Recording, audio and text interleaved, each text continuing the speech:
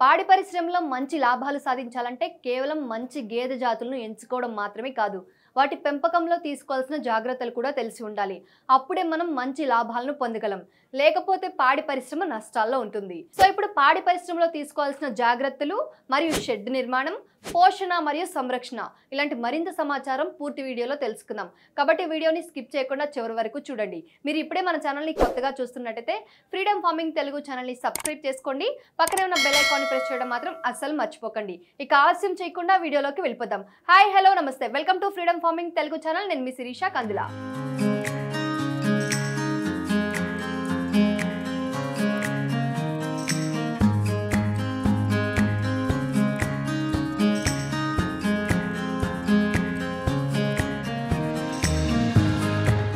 పాడి గేదెల పెంపకంలో పోషణ గురించి తెలుసుకుందాం.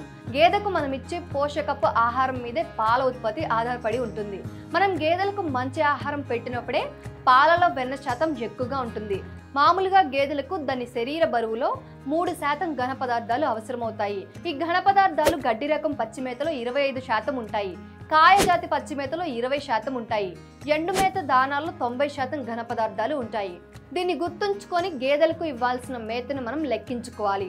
గేదెలకి ఇచ్చే మేతలో ముఖ్యంగా చెప్పుకోవాల్సినవి పీచు, దానా పదార్థాలే. మనం గేదెలకి ఇచ్చే మొత్తం ఘన పదార్థాలలో 60 నుండి 65% పీచు పదార్థం ఉండాలి. అలాగే 30 నుంచి 40% దానా పదార్థాలు ఉండాలి. గేదెలకు పచ్చి మరియు ఎండు మేత ద్వారా ఈ పీచు పదార్థాలను అందించాల్సి ఉంటుంది. అయితే ఈ పీచు పదార్థాలను ఘన పదార్థం రూపంలో 2 వంతులు ఇవ్వాల్సి ఉంటుంది. ఎండుగడ్డి నుంచి 1 వంతు ఇవ్వాలి. అలాగే పచ్చి మేతలో 2 పాళ్ళు గడ్డి రకాలకి చెందినవిగా ఉండాలి. 1 పాలు కాయ జాతికి చెందినదిగా ఉండేటట్లు చూసుకోవాలి. గేదెలకు మనం పెట్టే దానాలో ముఖ్యంగా ధాన్యపు గింజలు, నూనె గింజల చెక్క, తౌడు, లవణ మిశ్రమం, అలాగే ఉప్పు కలిసి ఉంటాయి. మనం దీనికి తోడుగా పప్పుల మిల్లుల నుండి లభ్యమయ్యే పొట్టుకు సంబంధించిన వ్యర్థ పదార్థాలను దానాలో కలుపుకోవచ్చు. అయితే మనం గేదెలకిచ్చే పచ్చి మేత 2 రకాలుగా ఉంటుంది. అవి గడ్డి మరియు కాయజాతి రకాలు. ఇక గడ్డి రకాలలోని గిని గడ్డి, హైబ్రిడ్ నేపియర్ రకాలు. ఇందులో APBN1, కో1, కో3 మొదలైన బహువార్షికాలను వేసుకోవచ్చు. మొక్కజొన్న, సజ్జ, రాగులు, కొర్రల రకానికి చెందిన ఏకవార్షిక రకాలను కూడా మేపుకుంటే గేదెలు పాలను మంచిగా ఇస్తాయి. అలాగే కాయజాతికి చెందిన బహువార్షిక పశుగ్రాసాల్లో స్టెల్లో, లూఫర్ను, వెల్వెట్ బీన్, ఫీల్డ్ బీన్ ఉంటాయి. ఇవి కూడా పాల దిగుబడిని మెరుగుపరుస్తాయి.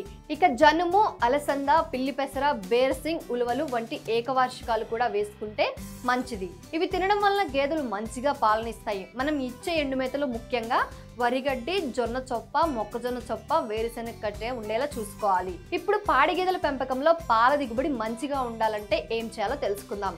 ఎక్కువగా పాలనిచ్చే గేదె నుంచి ఎక్కువ మొత్తంలో పోషక పదార్థాలు వాటి శరీరం నుంచి పాల ద్వారా బయటకు వస్తుంటాయి. అలాంటి సమయంలో వీటిని సరిగ్గా మేపకపోతే పాల దిగుబడి తగ్గిపోవడమే కాకుండా గేదెల ఆరోగ్యం కూడా దెబ్బతినే అవకాశం ఉంది. అందుకే గేదెల పాల దిగుబడికి దీటుగా వాటిని మేపాల్సి ఉంటుంది. ఈ పద్ధతినే ఛాలెంజింగ్ ఫీడింగ్ అని పిలుస్తారు. ఈ ఛాలెంజింగ్ ఫీడింగ్ గేదె ఈనడానికి 2 వారాల ముందు స్టార్ట్ చేయాల్సి ఉంటుంది. అందులో చూడి గేదెలకు మామూలుగా ఇచ్చే దానా కంటే ఎక్కువ దానాను ఇవ్వాల్సి ఉంటుంది. ఈ ప్రాసెస్ లో మొదటి రోజు 500 గ్రాముల దానాను పెంచాల్సి ఉంటుంది. ఆ తర్వాత ప్రతిరోజు 300 నుంచి 400 గ్రాముల దానా పెంచుతూ పోవాల్సి ఉంటుంది. అలా 500 గ్రాముల నుంచి 1 కిలో దానాను పెంచుతూ పోవాలి. అలా ఆ గేదె బరువును పెంచాల్సి ఉంటుంది.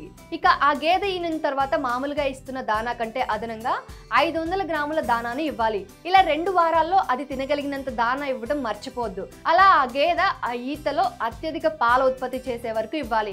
ఇది మామూలుగా గేదె ఈనిన తర్వాత 2వ నెలలో జరుగుతుంది. తరువాత ఆ గేదె పాల ఉత్పత్తిని దృష్టిలో పెట్టుకుని దానా పెట్టాలి. మామూలుగా 1 కిలో దానాకు 2 లీటర్ల పాల ఉత్పత్తి పెరుగుతుంది. పాడి గేదెల పెంపకంలో మేతను వ్యర్థం కాకుండా ఏం చేయాలో ఇప్పుడు తెలుసుకుందాం. మామూలుగా పాల ఉత్పత్తి అయ్యే ఖర్చులో 60 నుంచి 70% కేవలం మేతకే ఖర్చు అవుతుంది. కాబట్టి పశువులకు ఇచ్చే మేత వ్యర్థం కాకుండా చూడాల్సిన అవసరం ఎంతైనా ఉంటుంది. అందులో ముందుగా చేయాల్సిన పని పచ్చి మరియు ఎండు మేతను కట్టర్ సహాయంతో అంగుళం సైజులో ముక్కలుగా కత్తిరించి ఇవ్వాలి. దీంతో దాదాపు 20 నుంచి 30% మేతను వృధా కాకుండా చేయవచ్చు. మొక్కజొన్న, హైబ్రిడ్ నేపియర్, గిని మొదలైన వాటిల్లో కాండం బాగా లావుగా ఉంటుంది. వీటిని కట్ చేయకుండా ఇస్తే గేదెలు ఆకుల చివర్లను మాత్రమే తిని కాండాలను వదిలేస్తాయి. దీంతో కాండంలో ఉన్న పోషక విలువలు గేదెకు చేరవు. అందుకే చాఫ్ చేయడం ఎంతైనా మంచిది. అలాగే పచ్చి మరియు ఎండు మేతను కలిపి చాఫ్ చేయాలి. ఇలా చేయడం వలన గేదెలు ఎండు మేతను కూడా వదలకుండా తింటాయి. గేదెలకు మేత తొట్టిలోనే మేతను వేయాలి, లేకపోతే గేదెకిచ్చే మేత మట్టిలో కలిసి కూడా కొంత వ్యర్థమైపోతుంది. అందుకే కత్తిరించిన గడ్డిని పశువుకి ఇచ్చేటప్పుడు మేత తొట్టిలో వేయాలి. అలా చేయడం వలన మేత వ్యర్థం కాదు. అలాగే చాఫ్ చేయడం వలన మనం ముదిరిన గడ్డిని కూడా వినియోగించుకోవచ్చు. ఇప్పుడు పాడి గేదెల పెంపకానికి షెడ్ ఎలా ఉండాలో తెలుసుకుందాం. గేదెలు ఎంత సౌకర్యంగా ఉంటే అంత మంచిగా పాలు ఇస్తాయి. వేసవిలో గేదెలు ఎండ దెబ్బకు ఎంతగానో ఇబ్బంది పడతాయి. అందుకే వాటికి తగినంత మేత, నీరు తీసుకునే వీలుండేటట్లు చూడాలి. మనం ఏర్పాటు చేసే నీటి తొట్టిలో ఫ్లోట్ వాల్వ్ ఏర్పాటు చేయాలి. దాంతో తొట్టిలో నీరు తగ్గినప్పుడు ఆటోమేటిక్గా నీరు వస్తుంది. దాంతో ఎప్పటికప్పుడు నీరు పెట్టే అవసరం ఉండదు. దీంతో యాజమాన్యం కూడా సులభతరం అవుతుంది. అలాగే పాడి పరిశ్రమలో లూజ్ హౌసింగ్ పద్ధతి చాలా ముఖ్యం. ఈ లూజ్ హౌసింగ్ పద్ధతిలో గేదెలను అస్సలు కట్టివేయరు. అలా అవి ఇష్టం వచ్చినట్టు కొంత ప్రదేశంలో తిరిగేందుకు వీలు కలుగుతుంది. ఇది పాడి పరిశ్రమలో మనల్ని దూసుకుపోయేలా చేస్తుంది. ఈ పద్ధతి గృహ వసతిలో కప్పు ఉన్న ప్రదేశం, కప్పు లేని ప్రాంతం అని 2 భాగాలు ఉంటాయి. ఈ కప్పు ఉన్న ప్రదేశంలో మేత, నీటి తొట్టిని ఏర్పాటు చేస్తారు. దాంతో గేదెలు వాటికి ఇష్టమైనప్పుడు మేతను తింటాయి, ఇష్టం వచ్చినప్పుడు నీళ్లు తాగుతాయి. ఎండ, వర్షం, చలి మొదలైన వాటి నుంచి ఈ కప్పు ఉన్న ప్రాంతం వాటిని రక్షిస్తుంది. తర్వాత కప్పు లేని ప్రదేశం అంటే బహిర్గత ప్రదేశం చుట్టూ ఇనుప వైర్లని ఉపయోగించి ఫెన్సింగ్ ఏర్పాటు చేయాలి. దీని చుట్టూ చెట్లను పెంచాలి. దాంతో అక్కడ చల్లగా ఉండి గేదెలు సౌకర్యవంతంగా ఉంటాయి. ఇక నీటి తొట్టి ఉండే ప్రదేశంలో ఫెన్సింగ్ వేయకూడదు. అలా చేస్తే ఫెన్సింగ్ తీగ గీసుకుపోయి పశువులకు, మనుషులకు గాయాలు అయ్యే అవకాశం ఉంటుంది. ఇప్పుడు పాడి గేదెల పెంపకానికి పాలను పితికే షెడ్ ఎలా ఉండాలో తెలుసుకుందాం. పాలను పితికే షెడ్ పూర్తిగా కవర్ చేయబడి ఉండాలి. ఇందులోనే పాడి గేదెల నుంచి పాలు తీయాలి. సాధారణంగా ఈ షెడ్ను మధ్యలో కట్టుకోవాలి. దాని చుట్టూ మిగిలిన షెడ్లు ఏర్పాటు చేసుకోవాలి. ఒక్కొక్క గేదెకు విడివిడిగా పార్టీషన్లు చేయాలి. ఇవి 1 వరుస లేదా 2 వరుసల్లో ఉండేలా చూసుకోవాల్సి ఉంటుంది. ఇక 2 వరుసల్లో ఉన్నట్లయితే తోకలు అభిముఖంగా ఉండేటట్లు ఏర్పాటు చేసుకోవాలి. గేదెలు నిలబడే స్థలం పొడవు 1.5 నుంచి 1.7 మీటర్లు, వెడల్పు 1.0 నుంచి 1.20 మీటర్లు ఉండేలా చూసుకోవాలి. సాధారణంగా వెడల్పు, పొడవుల్లో 80% ఉండేలా చూసుకోవాలి. 2 వరుసల మధ్య నడిచే స్థలం 1.5 నుంచి 1.8 మీటర్లు ఉంటే చాలు. ఈ స్థలంలో 2 వైపులా యు ఆకారంలో 30 సెంటీమీటర్ల వెడల్పుతో డ్రైనేజీలను ఏర్పాటు చేసుకోవాలి. అయితే గేదెలు ఉండే గచ్చు డ్రైనేజీ వైపు పల్లంగా ఉండేటట్లు ఏర్పాటు చేసుకోవాలి. దానా తొట్టి లోపల 0.75 మీటర్ల స్థలం దానా వేయడానికి వదిలేయాలి. షెడ్ లోపలి నేల సిమెంట్ కాంక్రీట్ చేయించి గాడులు పెట్టుకోవాల్సి ఉంటుంది. దీంతో గేదెలు జారవు. డ్రైనేజీ వైపునున్న నేలను పల్లంగా ఉండేటట్లు ఏర్పాటు చేసుకోవడం మంచిది. ఇప్పుడు పాడి గేదెల పెంపకంలో చూడి గేదెల సంరక్షణ గురించి తెలుసుకుందాం. గేదె ఈనడానికి 2 వారాల ముందు గాలి వెలుతురు బాగా ఉండే పరిశుభ్రమైన పాకలోకి మార్చాల్సి ఉంటుంది. అలాగే నేల ఎగుడు దిగుడును లేకుండా చదునుగా చేసి పొడిగడ్డితో కప్పి ఉంచుకోవాలి. చూడి గేదెలకు తినాలనిపించినప్పుడు తినడానికి వీలుగా దానికి జీర్ణమయ్యే మేత దానాలను ఇవ్వాల్సి ఉంటుంది. ఇక గేదె ఈనని 8 గంటల్లోపు మాయ పడాలి. అలా పడనట్లయితే పశువుల వైద్యుడిని సంప్రదించడం మర్చిపోవద్దు. పాడి గేదెల పెంపకంలో గేదె, దూడల సంరక్షణ గురించి తెలుసుకుందాం. గేదె, దూడల సంరక్షణ గేదె గర్భంతో ఉన్నప్పటి నుంచే మొదలు కావాలి.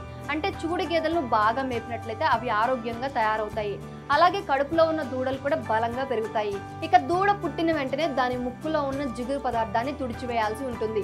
అయితే దూడ ఒంటి మీద ఉన్న జిగురు పదార్థాన్ని తల్లి గేదె నాకుతుంది. అలా నాకకపోయినట్లయితే పొడి బట్టతో శుభ్రంగా తుడిచివేయాలి. ఆ తర్వాత బొడ్డు శరీరానికి 2 అంగుళాల దిగున దారంతో కట్టివేయాలి.